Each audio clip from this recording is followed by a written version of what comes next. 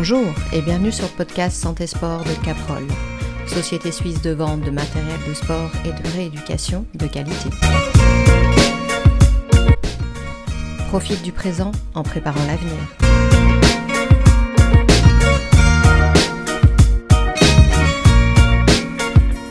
Bonjour et bienvenue sur le podcast Santé Sport de Caprol. Aujourd'hui, on va parler de chaussures de course à pied avec Ruben. Bonjour Ruben. Bonjour. Est-ce que tu peux déjà te présenter pour ceux qui ne te connaissent pas, s'il te plaît? Alors, je m'appelle Ruben Sandiano, je suis argentin d'origine et puis un sportif très polyvalent, donc comme le rugby, un grand amateur de rugby, et judo et puis la course à pied parce que je ne sais pas marcher. Tu ne sais que courir. Voilà. Tu as un magasin à la Tour de Paix qui a une atmosphère un peu particulière. Est-ce que tu peux nous expliquer quelle atmosphère tu essayes de dégager dans ce magasin? Wow. Alors, c'est un magasin spécialisé en course à pied, walking, marche, trail, même pour la personne, madame, monsieur, tout le monde, qui a besoin de bonnes chaussures. Mon but, c'est de rendre heureux la personne. Donc, moi, je ne vais pas vendre la chaussure, c'est la personne qui va acheter. Qu'est-ce que je vais les conseiller? Excellent. Alors, on va déjà commencer par une chose simple, c'est que courir, il y a quand même toute une biomécanique, si on veut parler par la suite de chaussures de course. Est-ce que tu arrives à nous expliquer brièvement la biomécanique de course? Waouh! Ouais, c'est vaste. Hein. Ah, c'est très large, on devait passer vraiment longtemps. On va pas faire un cours de biomécanique, non. Mais à peu près, comment ça se passe? Donc, le corps il se divise en trois parties.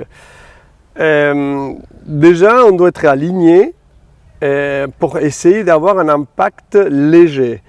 On doit, comment je pourrais expliquer, voilà, c'est le pas, et l'impact doit être léger et puis souple. Ok, impact souple et léger pour qu'il y ait une bonne absorption des chocs en fait. Ça veut dire que nous, on donne l'impression des chocs, on va les faire avec nos articulations. Ouais.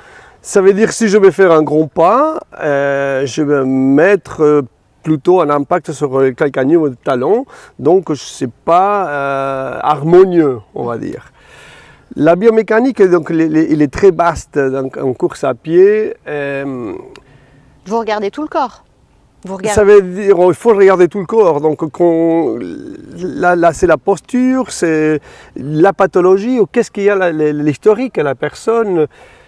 C'est très, très, très complexe, pour lesquels on fait des analyses assez... On peut faire des analyses très complètes, mais on fait des analyses, si on veut, de 45 minutes, 1 heure, pour pouvoir conseiller la bonne chaussure à la personne. Oui, c'est ce que vous faites au cabinet, ce qui n'est pas toujours forcément fait au cabinet, au magasin, ce qui n'est pas forcément fait dans les autres magasins. Tu fais une analyse sur un tapis de course? Alors non. J'ai ma philosophie et mes connaissances. Donc, je vais t'expliquer en 2 mots comment ça déroule. Ça veut dire quand la personne il passe à la porte d'entrée, je suis en train déjà de les scanner. Sa posture, ses épaules, ses longueurs des mains. Après, s'il y a un appui plus sur une jambe ou sur une autre. Et puis, on passe quelques questions. Des questions où il court, combien de fois il court, s'il y a des blessures, des antécédents, les sports qu'il a pratiqués, s'il porte des semelles orthopédiques, s'il souffre des mollets, s'il souffre des tendons d'Achille. Et puis, par rapport à toutes ces questions, je les mets dans un petit tiroir. La personne, je la mets à pieds nus, je la fais marcher sur une ligne environ de 15 mètres, aller-retour. Ensuite, je le fais faire 2-3 exercices posturaux en pliant les genoux avec une jambe levée, etc. Donc là, il va me donner l'analyse, il me donne déjà un 20-30%. Je vois déjà la posture de la personne. Et puis après, on voit, c'est très complexe, c'est très très complexe. On voit les gens qui partent en valgus, en varus, Il y a des personnes qui sont les genoux NX. C'est très très difficile. Ensuite, je les mets les pieds en podoscope. Ça, c'est pour voir un petit peu s'ils sont en pied en arche, etc. Pour comprendre mieux l'analyse. Ensuite, je les fais courir sur un tapis. Le tapis, pour moi, donne 20%. Ok. Très peu de références. Je le filme et ensuite on va à l'extérieur et puis je le fais courir avec une paire de chaussures, laquelle que je ne pense pas qu'il y aura, Ok. pour voir un petit peu la stabilité. Ok. Donc une chaussure à la limite qui n'est pas adaptée pour voir s'il est totalement instable et ensuite ça te permet d'évoluer dans la qualité de la chaussure ou vers la chaussure qui correspond au Vers la client. chaussure qui correspond aux chaussures, parce que ça veut dire on va parler de, comme j'ai dit avant, quelle éducation on a donnée à notre corps.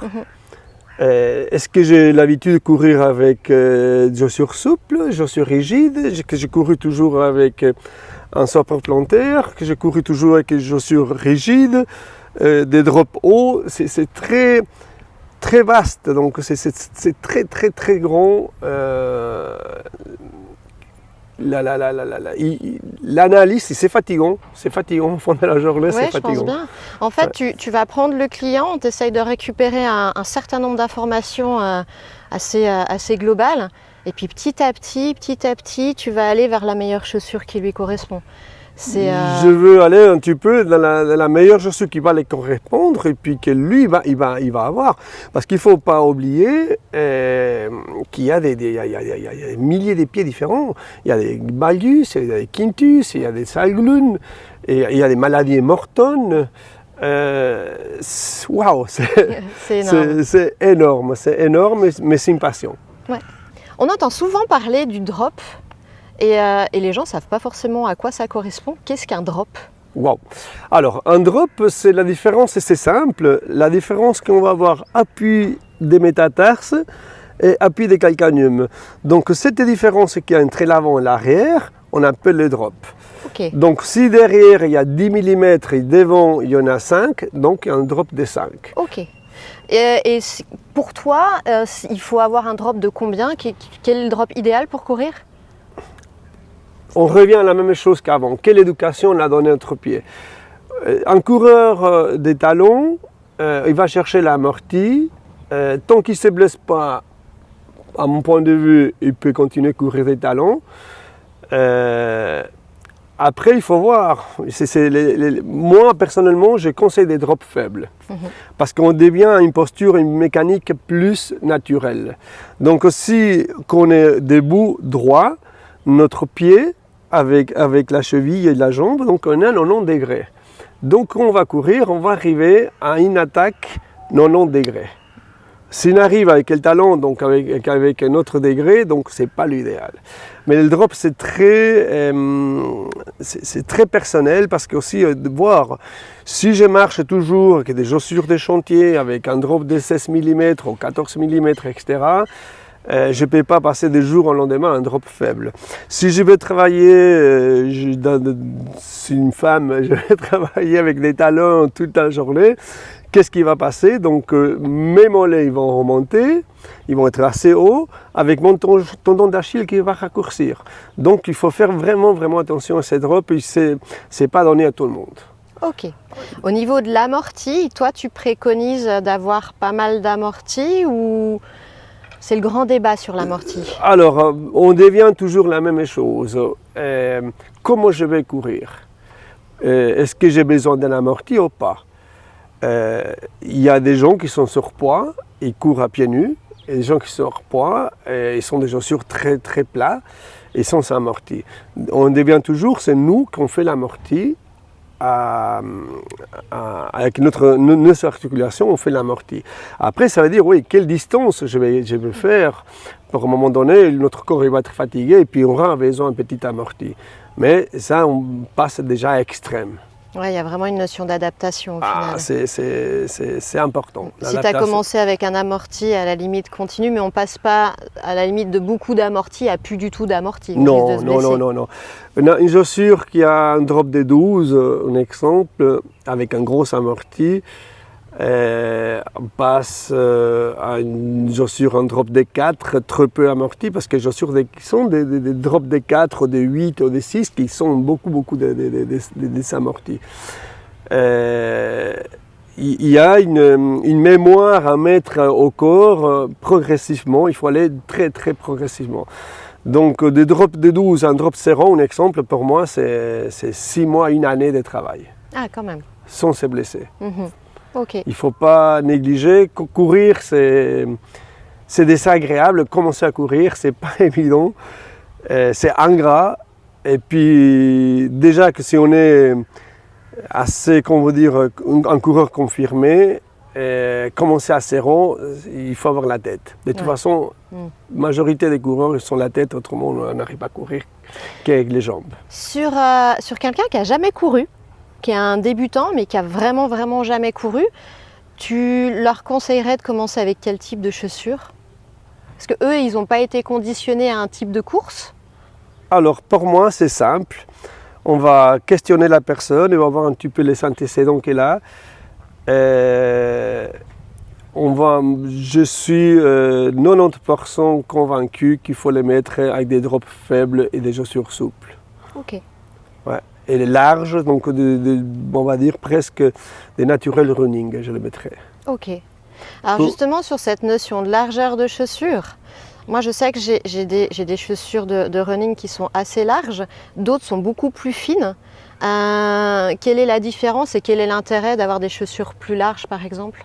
C'est la maîtrise du pied, donc il y a tout qui va travailler. Dès la 5e à la première, il va travailler, tout le pied va travailler. Il ne faut pas négliger que notre pied, il y a une mécanique incroyable. Il a la maîtrise du pied parce qu'on ne va plus courir avec le talon, on va courir avec le mi-pied, donc on gestionne le sol. Et c'est là que je dis des fois, c'est assez rigolo.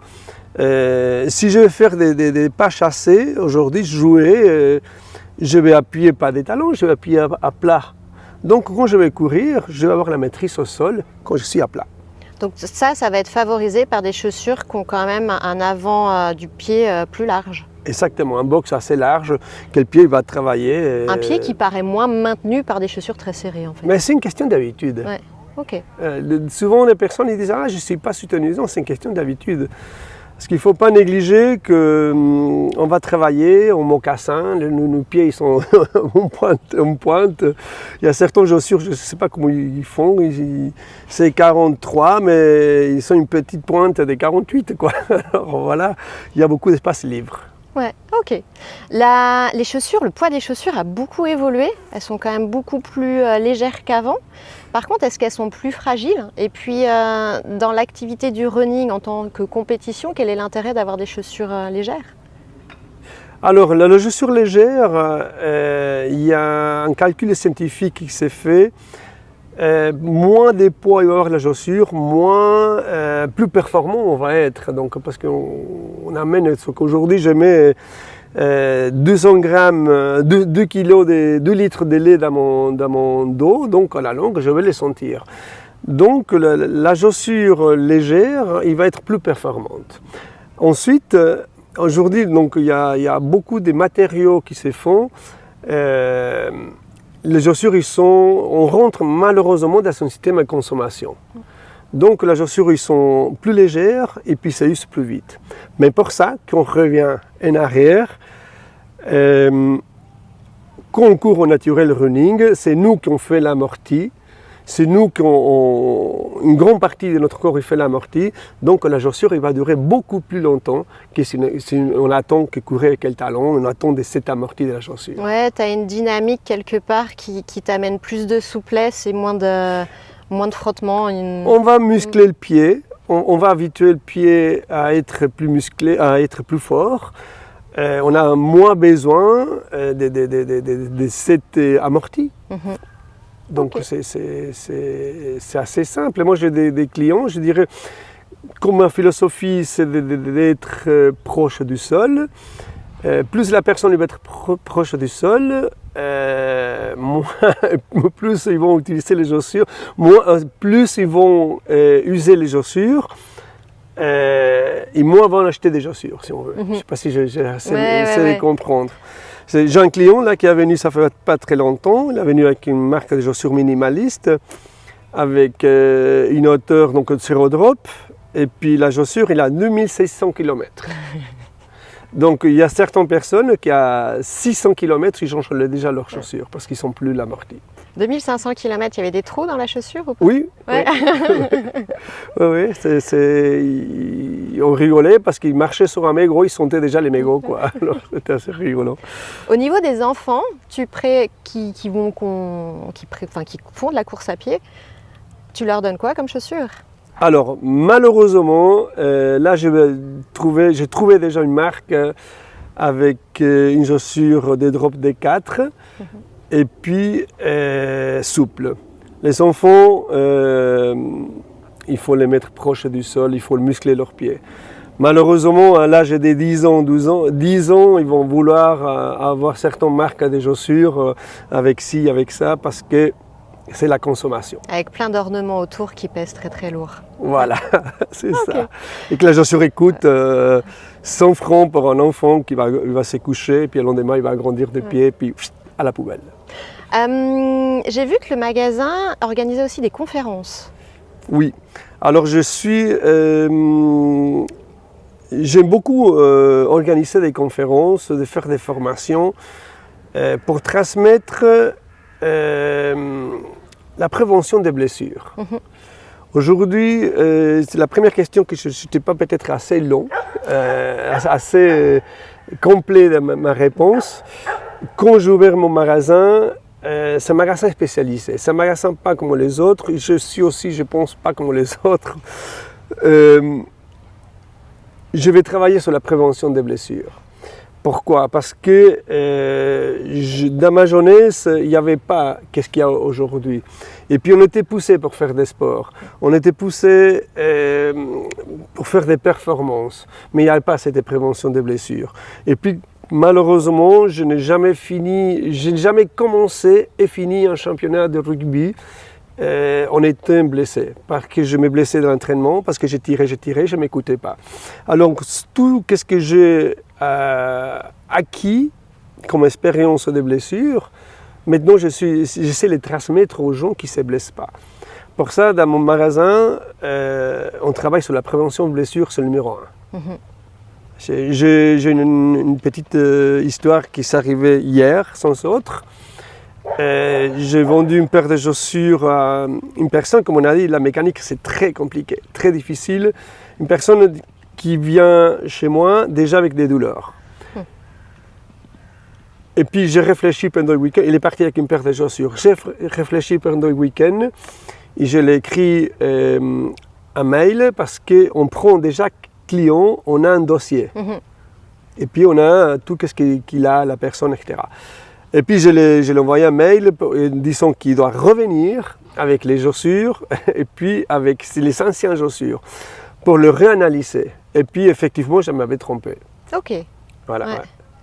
Ça arrive à se tromper, on est parfait. Ouais, mais on est tous humains. Après, ce qui est intéressant, c'est qu'il y a quand même cet intérêt de vouloir trouver la chaussure qui correspond au client pour pouvoir l'accompagner dans son sport sans qu'il se blesse. Sans qu'il se blesse. Ouais. Donc, ouais, on ne trouve pas forcément ça dans tous les magasins. Non, non, non. Et puis, il ne faut pas négliger qu'aujourd'hui, c'est dur à dire, mais il y a des coureurs, comme on dit... Récréatifs. Les coureurs qui courent déjà, il y a 30 à 40% qui se blessent. Et des nouveaux coureurs, il y a 70% environ, entre 50 et 70% des nouveaux coureurs qui se blessent. Et puis j'ai mes nouveaux clients, 70% c'est des gens qui viennent avec des douleurs et des blessures. Donc ils me mettent une grosse pression. Ouais, tu as un rôle qui est quand même hyper important sur l'accompagnement et l'écoute. C'est plus que vendre des chaussures, quoi. Ouais, c'est ça. Ouais. Moi je dis toujours, je ne vends pas des chaussures. Je veux le conseiller et je vais les proposer. Ça m'arrive des fois des clients qui partent sans chaussures. C'est une discussion assez délicate, les semelles orthopédiques, que je dis, voilà, va faire une semelle orthopédique, un support plantaire, parce qu'on n'a pas notre choix. Non, on n'arrive pas à faire autrement. Non, parce que Ouais, c'est très particulier. Il faut voir pourquoi je vais courir, combien de temps je vais courir, si je vais faire simplement un petit footing, si j'ai la volonté de travailler ma mécanique et puis pas mettre des supports plantaires. Il y a une grosse question à se poser par rapport à la personne qui va venir chercher des chaussures. Ouais, l'analyse du client et en même temps ses objectifs personnels. Mais toi, tu as une formation par rapport aux pieds. Alors, je n'ai fait 5 ans comme technicien orthopédiste, sans CFC, donc je ne suis pas diplômé. Et puis, je travaillais dans un centre comme technicien orthopédiste qui ont traité 70-80% des sportifs. Oui, donc, niveau expérience orthopédie, ça va. Je me sens à l'aise, je voudrais être plus content, plus complet par rapport à ça. Pour ça, j'ai continué à me former, j'ai continué à chercher des formations pour me poser des fois moins de questions. Ouais. Compléter le regard et puis évoluer aussi avec la science. La science, il s'évolue. C'est une question. Aujourd'hui, les chaussures de carbone, waouh! Ça, c'est. On fait le débat sur les chaussures de carbone. C'est un grand débat. C'est un grand débat. Moi, je suis pas pour à 100%. Si on va chercher la performance, on va la trouver avec les chaussures carbone. Pour moi, c'est des matériels doping, on dit. Oui. Ça ne convient pas à tout le monde. Loin de là, je n'ai beaucoup, mais beaucoup de clients qui courent avec des carbones, ils se blessent. Okay. Donc le carbone, si on part en valgus, en pronation, donc c'est mort. On ne peut pas. Okay. Vraiment, on ne peut pas. Mais l'amorti, la réception sur le pied est meilleure avec le carbone ou ça veut dire ma première réflexion à moi, ça serait de me dire qu'à la limite pour le pied c'est plus difficile. J'en sais rien. Il ne travaille pas. Je n'ai pas assez de connaissances scientifiques peut-être pour aller très très loin avec ça. Bon, c'est de la nouvelle technologie, c'est assez récent quand même le carbone. Là. Alors, c'est une économie d'énergie, économie d'oxygène, parce qu'une fois qu'on va prendre une certaine vitesse, la chaussure va nous amener presque tout seul. Et puis, par contre, les personnes hyperlaxes, parce qu'on est haut, les personnes hyperlaxes, donc ils risquent de se tordre les chevilles. Les personnes sensibles la traversée métatarsienne, donc ils vont risquer aussi d'avoir qui sont sensibles, ils vont avoir mal parce que c'est dur. Hein. Les personnes qui sont des quintus, des valgus, des hallux valgus, pardon. Ils vont être sensibles. C'est très particulier, quoi. Très, très particulier. Ouais, c'est un peu affaire à suivre, le carbone. Ouais, par contre, je n'ai testé une chaussure en carbone. Moi, je ne peux pas courir. Mais j'ai testé une. À l'heure actuelle, tu ne peux pas courir. Et je ne vais pas pouvoir courir. Non. Peut-être avec une que j'aime bien. C'est une marque des Natural Running qui a un box assez large devant. Et puis d'un drop zéro. Donc, n'étant qu'un drop zéro, la chaussure n'est pas si haute. Donc, le pied travaille déjà mieux. Et puis, ils sont créés des lamelles d'un jack phalange en carbone. Oh. Donc, le pied travaille beaucoup mieux qu'une plaque rigide. Mais après, il faut vraiment que l'appui au niveau des doigts corresponde, quoi. Voilà. Pour ça, ces chaussures... Si ce n'est pas du sur-mesure... Pour ça, la carbone, aujourd'hui, je ne sais pas où on va, ça doit être très personnalisé. Et puis, le carbone, c'est comme une voiture de course, on utilise le jour Ige, mais on doit s'adapter un petit peu avant. Ouais, il y a toujours une adaptation au nouveau matériel. Il y a une prochaine conférence de prévue? Alors, je suis en train de chercher, j'ai déjà 2 personnes en vue, ainsi une journée de test aussi que je suis en train de préparer, donc ces 2 ans, ça nous a amené un petit peu de recul sur beaucoup de choses, Et puis maintenant, je vais mettre mon énergie pour 2023. 2022, je pense que je vais organiser encore une conférence, un débat conférence. Et puis 2023, je vais organiser ma journée de test avec environ 40 testants, qui ça veut dire c'est chaussures, médecins des sports, physiothérapeutes, ostéopathes, etc. On peut trouver toutes ces informations sur le site. Qu'il est en construction, oui. Mais il sera bientôt fini. Autrement, dans les réseaux sociaux, c'est encore plus facile.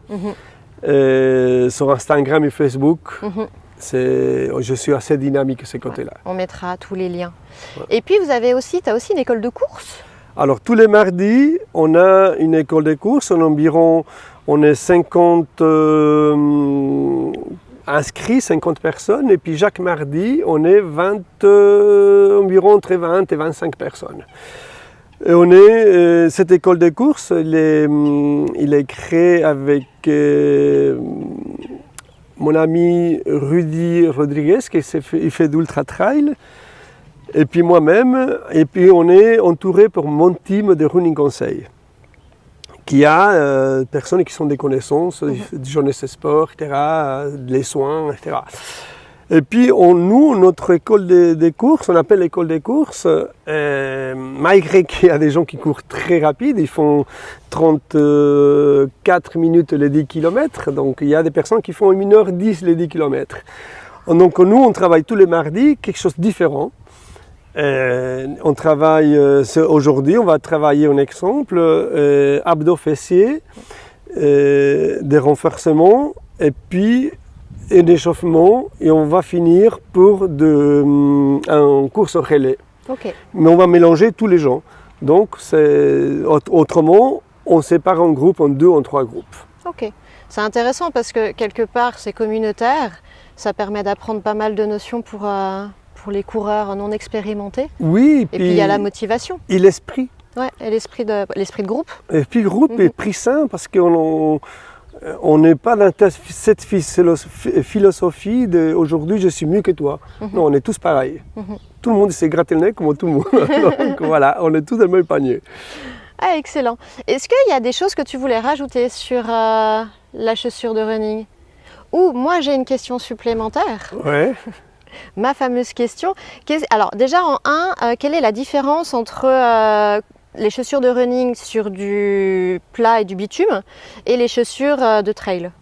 Ok. Donc la chaussure de trail c'est simple, il doit avoir un grip pour être en sécurité. Souvent personne ne veut avoir des chaussures polyvalentes, ça n'existe pas. Comme un pneu de voiture, ça n'existe pas un pneu hiver-été. Donc si on veut être en sécurité en montagne, il faut avoir un grip. Et puis si on veut courir avec une chaussure avec un grip sur le goudron, on va l'user trop vite et puis c'est pas agréable, c'est pas dynamique, c'est bleu. À la limite, ça ralentit un peu. C'est pas l'idéal. Et qu'est-ce que tu penses? Moi, j'ai des patients qui me disent souvent, rassurez-vous, quand je vais en montagne, je prends des grosses chaussures de montagne montantes. Donc personnellement, à chaque fois, je rigole. Mais qu'est-ce que tu considères si on doit, et là, je parle même pas de running, mais juste faire des randonnées en montagne, sans parler d'alpinisme, y aller avec des baskets, qu'est-ce que tu en penses? Alors, je pense qu'il faut travailler la mécanique de notre corps. La propre perception. Donc si on a des chaussures qui sont montantes, on va endormir un petit peu notre musculature de la cheville et toutes les fasciolata. Je conseille fortement des chaussures basses.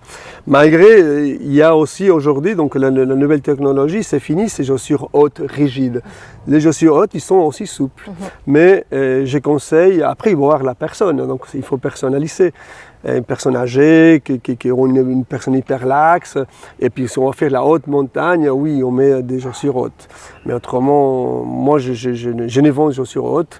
Et puis j'ai des conseils, il faut travailler la mécanique. Il faut avoir des bons crampons et basta, quoi. Chaussures au plus simple pour travailler notre corps et le stimuler. Le même principe que les ceintures lombaires. Si je porte une ceinture lombaire, arrivé à un moment, ma musculature du dos ou du ventre ne va plus travailler. Donc c'est ça. il faut stimuler notre corps. Il faut stimuler le corps, ouais, c'est ça. Autre chose sur le running ou la chaussure de running? Ou sur le magasin? Alors simplement sur la chaussure, la chaussure des courses à pied, sur l'usure, la chaussure. C'est très très important. On devient encore une fois comment je vais courir, quelle éducation j'ai donnée à mon pied, dans quel terrain je vais courir, etc. Mais la chaussure, il y a une durée de vie. Et ça, il ne faut pas le négliger. Une chaussure de course à pied, il peut avoir beaucoup de facteurs. L'année, pour moi, une EVA, c'est le matériau qui porte la chaussure, la majorité des chaussures. Cette mousse, il va avoir une durée de vie de 12 ans. Okay.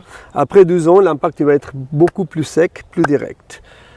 Ensuite, les kilométrages à la chaussure, ça dépend de la chaussure. Il y a des chaussures des compétitions qui ont fait petit kilométrage. Ensuite, comment je vais courir. Ensuite, comment je vais utiliser ma chaussure. Si ma chaussure, je cours 4 fois par semaine et puis je fais des fractionnés, je fais toujours avec la même chaussure, ça ne va pas faire. Donc il faut laisser reposer la chaussure. C'est comme un canapé, si je suis assis toujours à la même place, il prend la forme de mon corps. Dans la chaussure, il va être écrasé. À ne pas négliger qu'on multiplie fois 2 à fois 3 le poids de notre corps à plat. Et puis, on va écraser la chaussure, si on court toujours avec la même chaussure. Donc, il faut laisser respirer un petit peu, qu'il revient à soi-même. Et puis, pour ça, il faut alterner les chaussures. Par rapport à la chaussure, bon, voilà, je vais continuer. Par rapport à la chaussure, ne restez pas, je dis toujours à mes clients, ne restez pas toujours avec la même marque et le même modèle. Mm-hmm. Mes clients le savent très bien, ils viennent chez moi, ils se laissent guider. Et puis, je les fais tester. Parce qu'au final, ils s'habituent trop. On s'habitue trop. Et puis les marques, ils ne vont pas nous poser la question, qu'est-ce qu'on était bien avec ça, parce qu'on a utilisé le modèle 22, 23, 24. Non. Donc aujourd'hui, les marques leaders qu'il y avait avant, c'est fini. Donc maintenant, il faut mettre il faut être polyvalent dans les marques. Et puis il y a des marques inconnues qui sont dans le marché, qui peuvent être très très très bien. Ok. Maintenant, certaines marques, on paye la marque et le prix. Oui. Alors on va éviter de partir là-dessus. Ça, on le sait tous. Merci beaucoup en tout cas. Merci à toi, c'était un grand plaisir, merci. Pour ceux qui sont intéressés, il y a le groupe de course. Dans tous les cas, il y a les réseaux sociaux pour les conférences. Et puis moi, je vous dis à bientôt. Ciao, ciao. À bientôt, merci. Merci d'avoir écouté ce podcast jusqu'au bout. J'espère que cet épisode vous aura plu. N'hésitez pas à laisser une petite évaluation pour nous encourager à évoluer et à progresser sur Apple Podcast, 5 étoiles, un petit commentaire, ça fait toujours plaisir. Merci.